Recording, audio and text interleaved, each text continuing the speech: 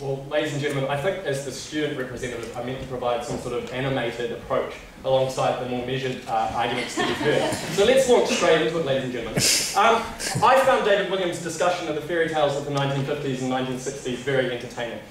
I think it was accurate about the 1950s and 1960s, it was persuasive, it was funny. But there's just one problem, ladies and gentlemen, and that is that the fairy tale is still true. And that is the fact that the Emperor still has no clothes in New Zealand in the form of the government. And so that's going to be the core contention of my argument today. And that is that the government of New Zealand, when it was confronted with the declaration, had no genuine intention of living up to the rights in that declaration. And therefore, I believe the actual signature of that declaration would have been disingenuous, would have been dishonest and harmful for both the status of international law and for Indigenous peoples themselves. So slightly counterintuitive approach. But I want to talk about three things today, ladies and gentlemen. Firstly, essentially I want to look at the practical objections to the declaration. So I don't want to deal with whether, philosophically speaking, Indigenous peoples have rights. I want to leave that to the side for now, and I want to explain that even if we could accept that they have those rights, that the declaration is not the most effective mechanism of advancing those rights. And I want to talk about three things. Firstly, this idea that the Emperor still has no clothes. And I want to explain to you that the government didn't intend to hold true to the declaration, and therefore we shouldn't have signed it.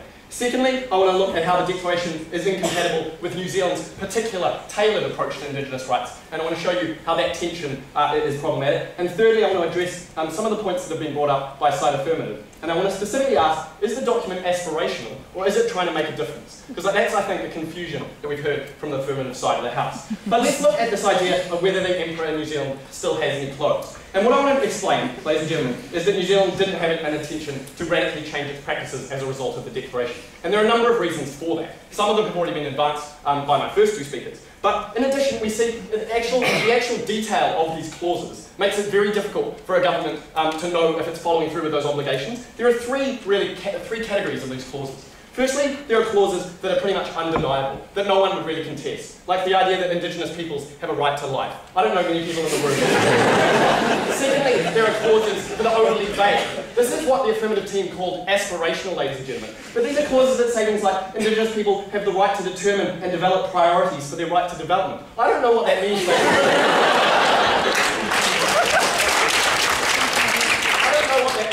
gentlemen. And I don't think the New Zealand government did, and I don't think that that would give a very good impetus for them to follow up on it. And then thirdly, you have clauses that are too specific. So in a sense, the declaration is at once too general and too specific, because there are a number of recommendations in regard to things like vetoes over decision-making power that I just don't think would occur in New Zealand's political climate. So, in light of this, we can see that the declaration isn't of a kind that the New Zealand government was going to take up. So why is it a good thing then that we didn't sign it, if we approach this from the other way around, ladies and gentlemen? It's a good thing because international law is already a rather fragile institution, ladies and gentlemen. We already produce a number of documents every day. We already see a large gap between the rhetoric and the reality that David Williams said was confined to the 1950s and 60s. And so, ladies and gentlemen, if we want these documents to be meaningful, if we want them to have force, then when we put our names to these documents, we should be damn well sure that we are going to follow up with them, ladies and gentlemen. And so I think it harms international law to sign up to a document that you don't believe you're not actually going to respond to. And as Stephen Hoadley said, you're signing up to a declaration that's also been signed up to by countries like Burma, Sri Lanka, and Guatemala, countries that are well known for persecuting minorities and Indigenous peoples. But it's also bad for the Indigenous peoples themselves, because it gives a sense of a sort of facade of moral authority. A facade that hides a reality where the respect and justice is nowhere to be found. And it makes it very easy for governments to deflect attention away from their real failures. And I say, ladies and gentlemen, that that's not a good thing. Because in a domestic climate, you wouldn't think we would ever put our names to something, would you? Right. Or would we? Or have we already? Perhaps, ladies and gentlemen, and here I want to advance a provocative claim, perhaps when Governor Hobson signed Treaty of Waitangi in 1840, there was no intention there. And perhaps that's problematic, and I'm not suggesting here, ladies and gentlemen, that we should not have signed the treaty. Rather, what I'm suggesting, and let's be very clear, is that the 135 years of ignorance of the Treaty of Waitangi, which was well discussed by David Williams, is evidence of the damage that you cause if you put your name to a document that you don't intend to sign up to.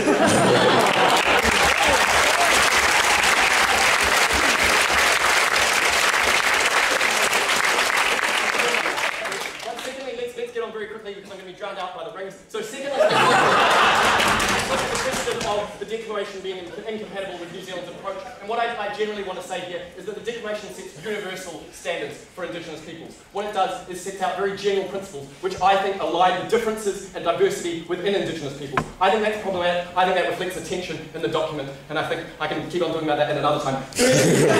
Let's look at this question of what is the Declaration. Because there's been a lot of question on the affirmative side about whether it's aspirational. And unfortunately, that's just not in line with what the Declaration says. In Article 43, and I quote, it says, "The rights recognised herein constitute minimum standards for the survival, dignity and well-being of the Indigenous peoples of the world." So are we talking about minimum standards that we're going to affect, or are we talking about aspirational targets that we're inching towards? It's not clear that anyone knows, and it's certainly not clear from the Declaration, and that's another reason why we shouldn't sign it. So if we're talking about a human rights obligation here, and where the human rights obligation lies, the real human rights obligation lies in actually signing up to documents that we believe in. It's time, ladies and gentlemen, for a new paradigm when we think about international law and when we think about what we're putting our names to. It's time, to quote someone who's been quite a lot in the media recently, for change that we believe in, ladies and gentlemen. And if we want that sort of change, it's not going to come from hollow rhetoric or empty promises, it's going to come from real action. And because we don't think that action is found in the Declaration, we're very glad to be on side negative.